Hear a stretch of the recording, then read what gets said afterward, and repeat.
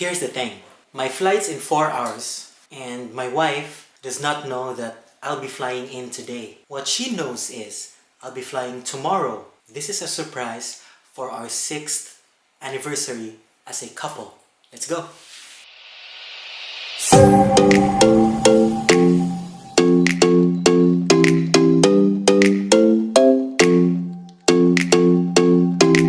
I bought a ticket last February 21, Cebu, Singapore. The date was today, March 16 to March 19th. But I moved it to March 21st on Wednesday because she requested that I stay longer. And then to surprise her, the ticket that I sent her, I altered it a bit. Instead of March 16, I edited it to March 17, which is tomorrow. I hope this surprise works out.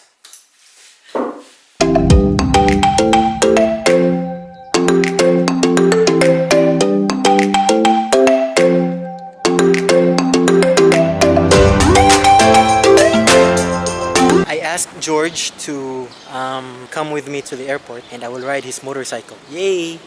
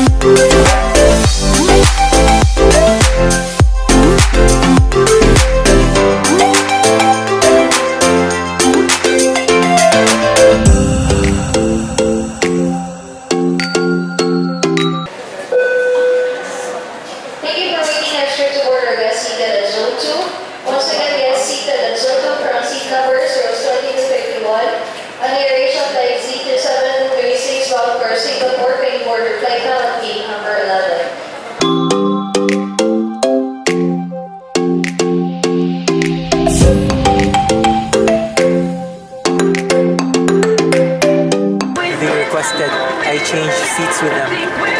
They are a couple, they are engaged, and I don't know why they are separated, but they are separated. Yes!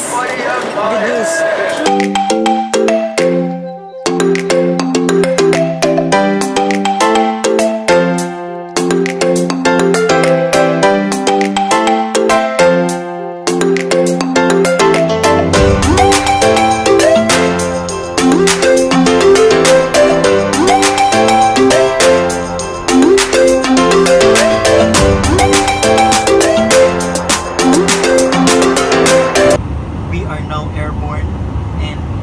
Arriving at 8:30, so I have roughly 3 hours, and in that 3 hours Marge will wonder why I'm not communicating with her.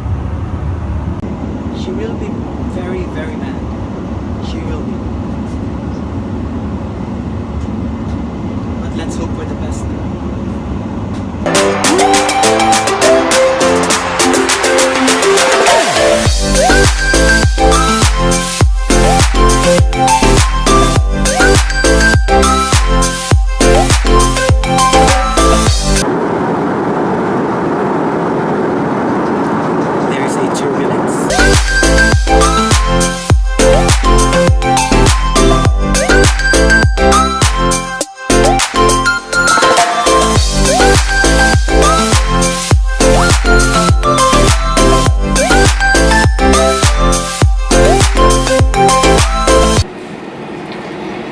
The time now is 35 minutes past the hour of 8 in the evening.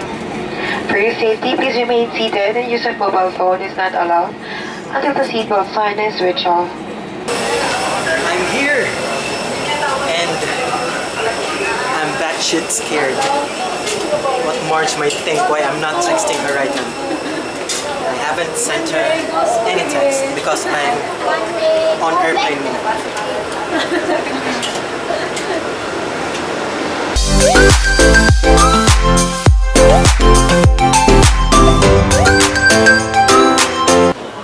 I'm still on airplane mode. I'm planning to text her when I arrive home. Oh, I'm still scared. how would she react? I still don't know how to text her, what message I should send her to, you know, to not make her mad at me. Huh? Huh?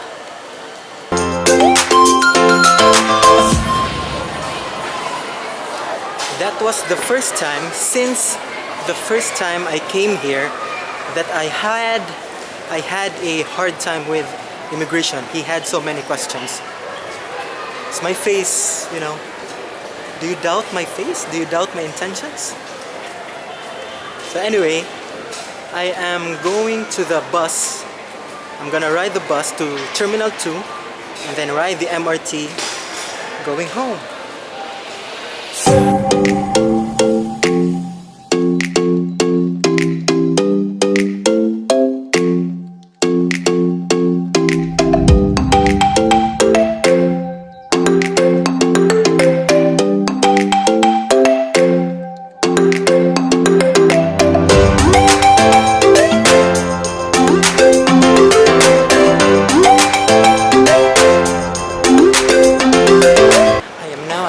Station. I will check if I still have enough load to get me home.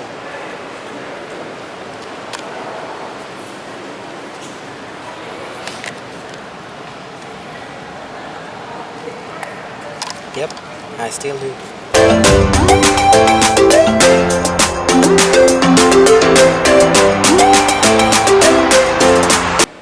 I'm currently here right now.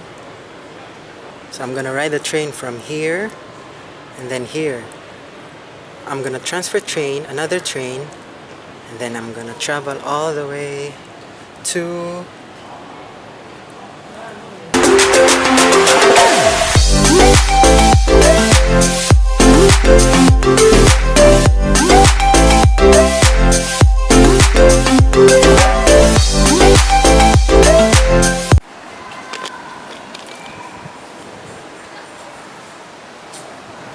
now walking, going to the house, or the HDB as they call it here. Ooh, I'm not lost.